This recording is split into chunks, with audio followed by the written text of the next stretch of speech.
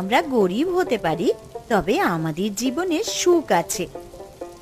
সুখ আছে কারণ আমরা সহজ সরল গ্রাম্য কৃষক। আমরা মাটির টান ভুলিনি। আমরা বেশি টাকা লোভে গ্রাম ছেড়ে শহরে চলে যেতে চাইনি। আমাদের পৈতৃক বা যা কর্ম সেই নিয়েই আমরা সুখে থেকেছি, তাই আমরা প্রকৃত সুখী জীবনে। কিছু মানুষ আছে যারা পরিশ্রম না করেই জীবনে সফল হতে চায়, তারা কিন্তু আসলে জীবনে অসুখী হয়। দেখো, আমি একটা জিনিস বুঝি যে পরিশ্রম করে যাদের জীবন চালাতে হবে তাদের পরিশ্রম করাটাই উচিত। আমি ছোটবেলা থেকে আমার বাপ দাদাদের দেখে এসেছি, পরিশ্রম করে ঘাম ঝরিয়ে দু পয়সা রোজগার করত। আমিও সেই পথেই চলেছি, আর আমি কপাল করে তোমার মতো বউ পেয়েছি যে অল্পেতেই সুখী। দেখো, আমি তো তোমার থেকে কোনোদিনই বেশি কিছু চাইনি, তবে যতটা চেয়েছি সেটুকুনি হলো সততা। আর তোমার মতন সৎ মানুষকে পেয়ে সত্যিই আমি ধন্য। আজকালকার দিনে কোনো মানুষ আর মাটির টান ধরে রাখতে চায় না। তুমি যে আমার জন্য এই মাটির প্রতি ভালোবাসাকে সম্মান করো, সেজন্য আমিও ধন্য। গরিব হতে আমার কোনো আপত্তি নেই, তবে অসৎ পথে উপার্জন করার ধন নিয়ে অসুখী হতে আমি কোনো দিনও চাই না। যে টাকা রাতের ঘুম কেড়ে নেয় সেই টাকাকে আমি নিজেও ঘৃণা করি লতা। দেখবে, সোজা সরল পথে চলে একদিন আমাদের জয় হবেই। রতন, তুমি যে এইসব বোগাস কালচার কিভাবে পছন্দ করো আমি জানি না। কি আর করতে পারি বলো? আমার বাবা মা যদি এই হদ্দ গ্রামে আমাকে জন্ম দেয়, আমার নিজেরই কি আর ভালো লাগে? এই মশা মাছি আর গোবরের জঙ্গল গ্রামকে ভাল লাগে না। সত্যি বাবা, এখানে বেশি দিন থাকলে তো ম্যালেরিয়া বা ডেঙ্গুতে মারা যেতে হবে। চারিদিকে যা সব পচা খাল। তবে একটা বিষয় মনে রেখো, আমাদের ব্যবসা করবার জন্য এই গ্রামই আদর্শ। কারণ এই গ্রামের মানুষেরা বোকা বানিয়ে লোকেদের মাথায় হাত বুলিয়ে আমি বড় লোক হয়ে যাব। তোমার এই বুদ্ধিটা খুব ভালো। তার কারণ হচ্ছে, কদিন পরে ওরা এমনিতেই সব মরে ভূত হয়ে যাবে। এদের মাথায় হাত বুলিয়ে যদি আমরা দু পয়সা পিটে নিতে পারি, তাহলে তার থেকে সুখের আর কি হতে পারে? তবে চিন্তা করো না, তোমাকে থাকতে হবে না এখানে, আমিও থাকবো না। আমার একটা চেনা পরিচিত বন্ধু আছে, খগেন। তাকে দিয়েই আমি সবটা পরিচালনা করাবো। তার মতো চিটিংবাজ এই দুনিয়াতে দুটো নেই। হ্যাঁ, এই লাইনে থাকতে গেলে চিটিংবাজি তো করতেই হবে। হ্যাঁ, তবে চিটিংবাজিটা যদি পকেট ভরানোর জন্য হয় তাহলে চিটিংবাজি করতে আমিও রাজি আছি। এই গ্রামকে একদিন খুব তাড়াতাড়ি আমি শপিং মল বানিয়ে দেবো, একটা বড়। ওহ বাবা, আর যাই হোক, তাতে অন্তত এই প্যাচ পেচে কাদা আর মশা মাছি দূর হবে। আর এই গ্রামের চাষিবাসী লোকেদেরকে কম টাকা মাইনে দিয়ে শপিং মল পরিষ্কার করবার কাজে লাগাবো। হ্যাঁ, আর বাইরে থেকে ম্যানেজার নিয়ে আসবো, এদেরকে দিয়ে বাথরুম পরিষ্কার করাবো, যত সব। এদের মতন গন্ডমূর্খ লোকেরা ওই বাথরুম পরিষ্কার ছাড়া আর কি বা করতে পারে বলো তো? তুমি তাড়াতাড়ি তোমার প্ল্যানটাকে কাজ করাও। আরে কাজ করা শুরু করে দিয়েছে, এবার শুধু সময়ের অপেক্ষা, ঠিক আছে? খগেন, তোমার সাথে ব্যাপারটা নিয়ে অনেকদিন ধরেই আলোচনা করব ভাবছিলাম, আজকে বলি ফেলি। তোমার যেহেতু গ্রামে থেকেও আমার মতো টাকা কামানোর ইচ্ছে, তাই একমাত্র তুমিই হতে পারো আমার আসল সঙ্গী। ভাই, আমার অনেক বন্ধু থাকলেও একমাত্র তুমি বুঝেছো আমার মনটা। গ্রামে জন্মালে আমার মাথায় অনেক বড় স্বপ্ন, আমাকে অনেক দূর যেতে হবে, তার জন্য দরকার অনেক টাকা। সেই টাকা রোজগার করবার যদি তুমি উপায় আমাকে বলে দিতে পারো, তাহলে আমি যা খুশি তাই করতে পারি, যা খুশি তাই। দেখো, আমার কাছে একটা বুদ্ধি আছে। কি বুদ্ধি শুনি? গ্রামের লোকেরা আসলেই বোকা লোক, ঠিক আছে?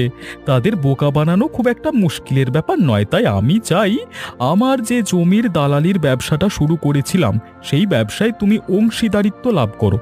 আর এই গ্রামের লোকেদের ভুলিয়ে ভালিয়ে টাকা ধার দেওয়ার নাম করে তাদের জমি জায়গা সব লিখিয়ে নাও। একে একে গ্রামের সবার জমি নিয়ে নাও, তারপর আমরা এখানে একটা খুব বড় শপিং মল বানাবো। হ্যাঁ, আরে বোকা গ্রামবাসীগুলোকে দিয়ে সেখানে বাথরুম পরিষ্কার করাবো। হ্যাঁ, তোমার বুদ্ধি শুনে তো আমার রক্ত চনমন করতে শুরু করেছে। তবে কবে থেকে শুরু করতে হবে এই কাজ? আমি তো খুব উত্তেজিত হয়ে পড়েছি। আমি তো সব পরিকল্পনা করে বসে রয়েছি। এবারে তুমি একটা বোকা লোক ধরে একবারে বলি দিয়ে দাও, তারপর আমাকে জানিও, কেমন? আমার হাতে একটা আছে, সেটাকে আমি বলি করবার ব্যবস্থা করছি। তাহলে তাড়াতাড়ি সেটাকে জবাই করে আমাকে খবর দাও। তাহলে ধরে নাও আমাদের প্রথম কেস হাজির হয়ে গেছে তোমার সামনে। বেশ ভালো মাল বাগানো যাবে তো? যা বাগানো যাবে তাতে বাড়ি ঘর দৌড় আমাদের একেবারেই হয়ে যাবে।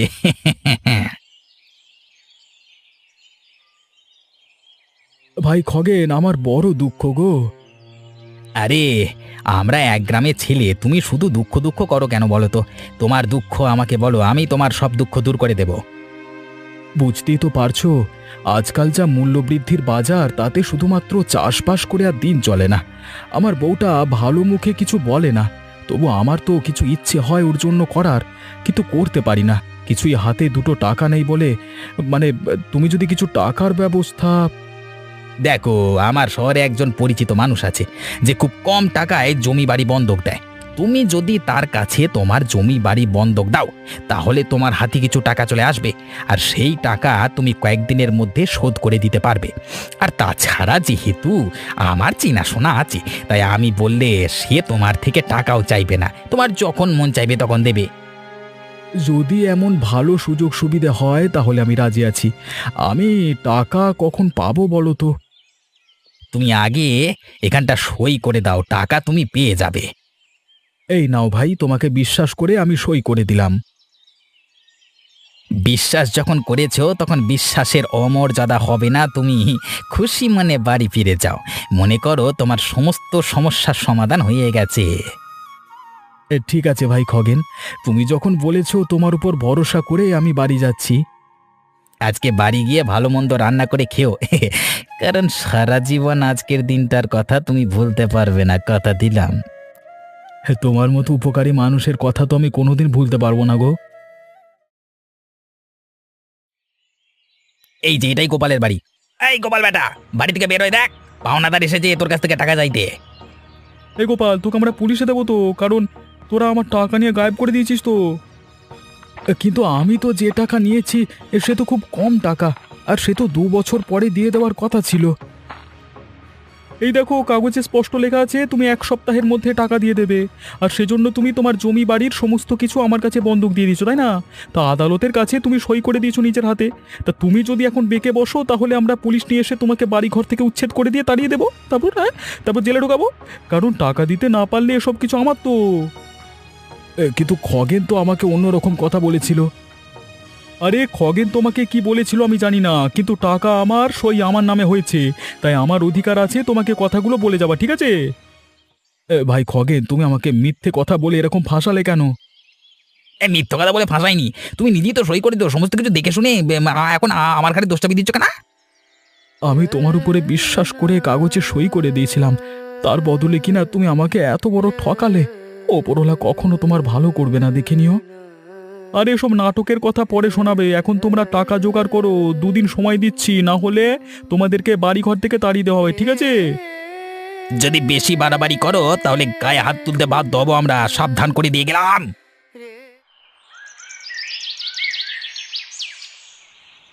হায় গো লতা, আমাদের বড় সর্বনাশ হয়ে গেছে। তুমি সেদিন ঠিক বলেছিলে, আমরা যদি গরিবের মতো বাঁচতে চাইতাম তাহলে সুখী থাকতাম। আমার মাথায় কেন যে বড়লোক হওয়ার পরিকল্পনা আসলো, আমরা সেসব হারিয়ে ফেলেছি আমার নিজের একটা ছোট্ট ভুলে। কেন, কি হয়েছে? কিছু ভুল করে ফেলেছো তুমি? খগেন সেদিন আমাকে অল্প কিছু টাকা ধার দেওয়ার নাম করে আমার বাড়ি ঘর জমি সব লিখে নিয়ে গেছে। আর রতন নামের লোকটা, মানে শহরের মস্তান গোছের, তাকে দিয়ে এসে আমাকে হুমকি দিয়ে গেছে, যদি 2 দিনের মধ্যে এই বাড়ি ঘর জমি খালি না করে দিই, তাহলে ওরা আমাদেরকে মেরে এখান থেকে তাড়িয়ে দিয়ে আমাদের সব পৈতৃক সম্পত্তি হাতিয়ে নেবে। এ কি বলছো তুমি? এ তো ভয়ানক ভুল হয়ে গেছে। রতন আর খগেনের চক্রান্তে আমাদের এখন পৈতৃক জমিটাও হাতছাড়া হতে চলেছে। এখন আমরা কোথায় মাথা গুঁজবো বলো তো? তুমি চিন্তা করো না গো, ভুল তো মানুষ মাত্রই হয়, তাই না? তুমি মানুষ, তাই তো ভুল করেছো। দেখবে একদিন সব ঠিক হয়ে যাবে। কিন্তু আমি যে নিজেকে ক্ষমা করতে পারছি না, লোভের বশে এত বড় ভুল করে ফেলবার জন্য। দেখো, ভুল যদি কিছু হয়ে গিয়েই থাকে, তাহলে প্রথমে আগে নিজেকে শান্ত করো। কারণ শান্ত যদি না করতে পারো, তাহলে কোনো উপায় খুঁজে বার করতে পারবে না। তোমার কি এখনো মনে হয় আমাদের এখনো কিছু উপায় বার করা সম্ভব?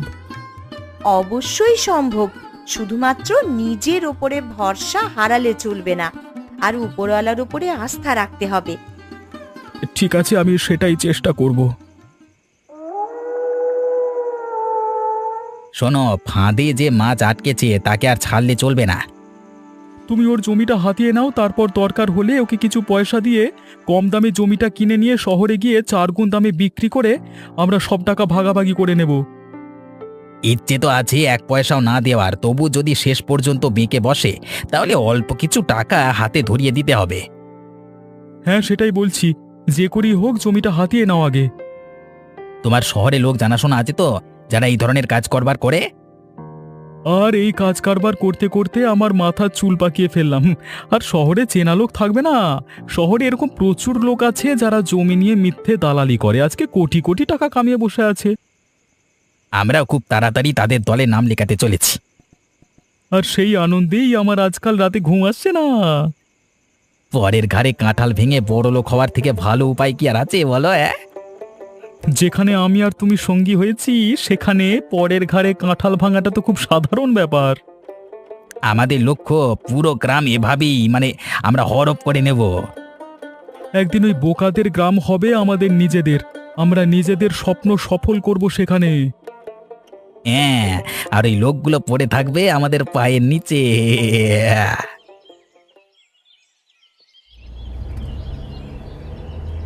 কে তুমি ভাই? কি কাজে এসেছো আমার কাছে? শুনেছি আপনি এই শহরে সব থেকে বড় দালাল, তাই আপনার কাছে এই জমির কাগজটা নিয়ে এসেছি বিক্রি করবার জন্য। দেখে নিতে পারেন, এই আসল কাগজ। কিন্তু এই কাগজ তো আমাকে দেখিয়েছিল রতন নামের এক চেনা পরিচিত লোক। আরে ছাড়ুন তো মশাই, রতন নামের লোকটার কথা ছাড়ুন। রতন 1 নম্বরের পাক্কা চিটিংবাজ। ও আপনাকে যে কাগজ দিত সেই কাগজ জালি, আর আমি আপনাকে আসল কাগজ দিয়েছি। এটা নিয়ে আমাকে পয়সা দিন। ঠিক আছে, আসল কাগজ পেলে পয়সা দিতে আমার কোনো অসুবিধে নেই। আর তোমার হাতে যে কাগজ আছে এই কাগজ আমি বুঝে গেছি আসলই, তাই এই নাও, পয়সা নিয়ে যাও। এইবারে রতন বেটা আসলে দূর দূর করে ভাগিয়ে দেবে একবারে কুকুরের মতো।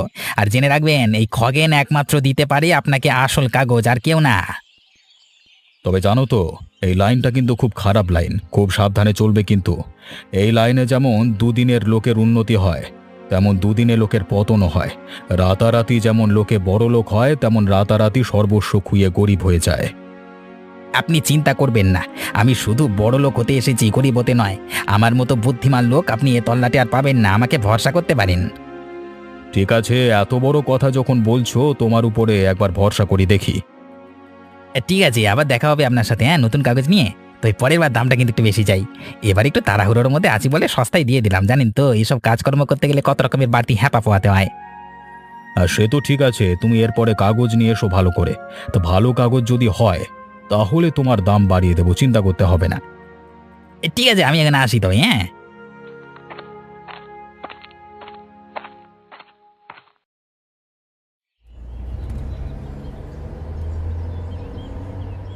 এই যে রতন, তোমার সাথে আমার কিছু কথা ছিল। কি কথা দাদা? আমার কাছে একটা লোক এসেছিল খগেন নামের। এতদিন ধরে এই লাইনে আছি তাই বুঝতে পারলাম দেখে যে লোকটা চিটিংবাজ। তোমার নামে খারাপ কথা বলে আমার কাছে এই একটা জমির কাগজ বিক্রি করে গেছে। যদিও কাগজটা আসল, তাই আমি ওকে টাকা দিয়েছি।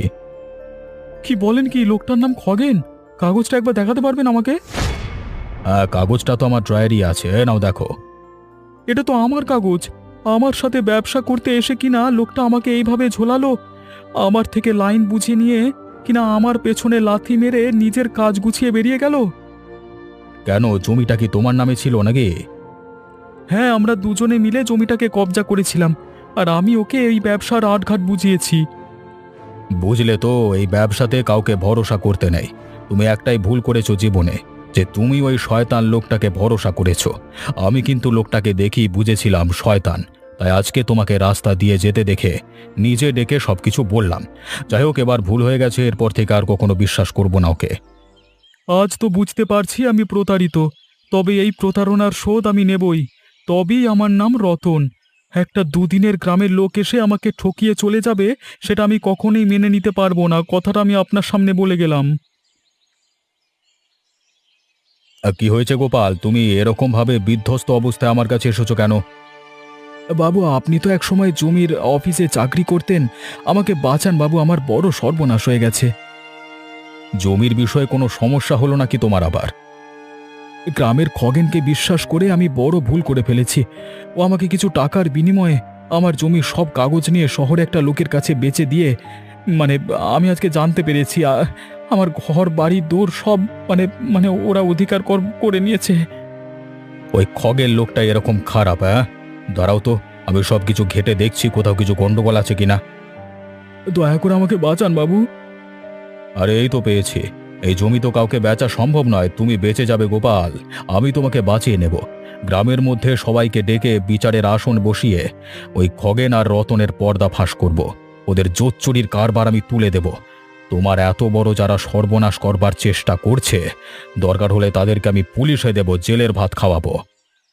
যে করি হোক আমাকে ন্যায় বিচার দিন, না হলে যে আমার শেষ সম্বল পৈতৃক ভিটেটা পর্যন্ত চলে গিয়ে আমার বউকে নিয়ে পথের ভিখিরি হতে হবে।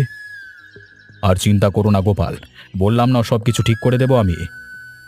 আপনার পায়ে পড়ি বাবু, আপনি যদি এমন করতে পারেন তাহলে আপনার কেনা গোলাম হয়ে থাকবো সারা জীবন। আপনার ঋণ আমি কোনোদিন ভুলতে পারবো না।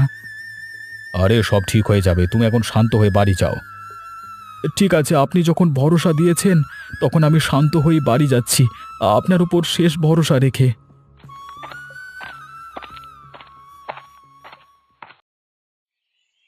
গ্রামের মধ্যে এই সভা ডাকা হয়েছে কারণ গ্রামের সবথেকে পুরনো কাগজ অনুযায়ী গোপালের যে জমি, সেই জমি খাস তালুকের জমি।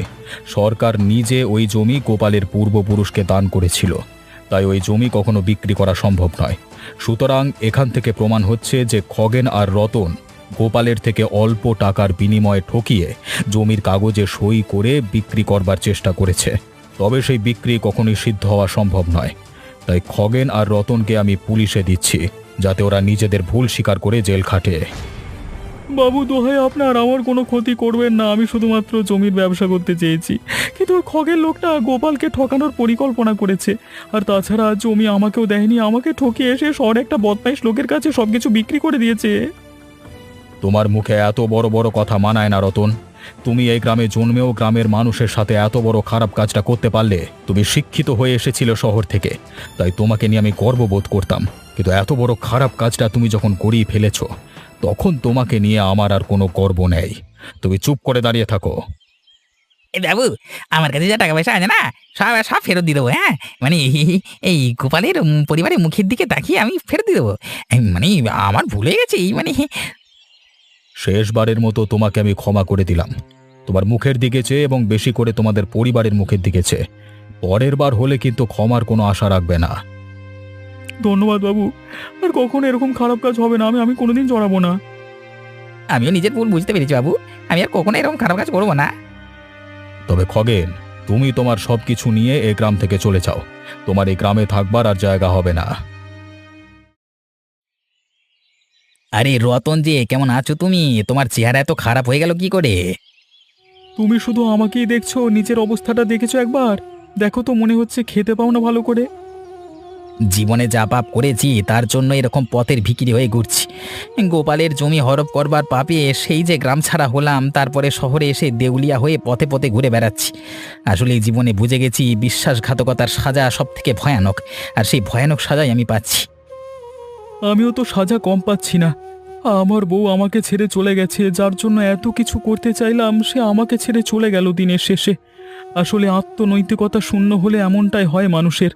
নীতি আদর্শ নিয়ে যারা বাঁচে তারাই আসল জীবন বাঁচে। এই জীবনটা এভাবেই পাপের বোঝা বয়ে কাটাতে হবে আমাদের। কতদিন যে ভালো করে খেতে পারিনি জানি না।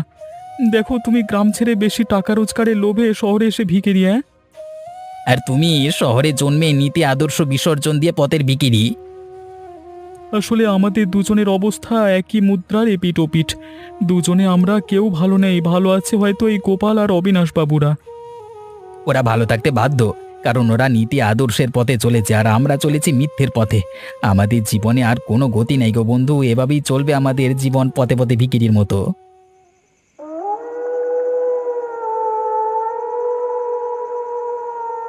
বলেছিলাম না, সব যুদ্ধের শেষে একদিন শান্তি আসবেই আমাদের জীবনে। দেখো, আজ আমরা জিতে গেছি। আর রতন আর খগেনের মতন লোকেরা পথের ভিখারি হয়ে রাস্তায় রাস্তায় ঘুরছে।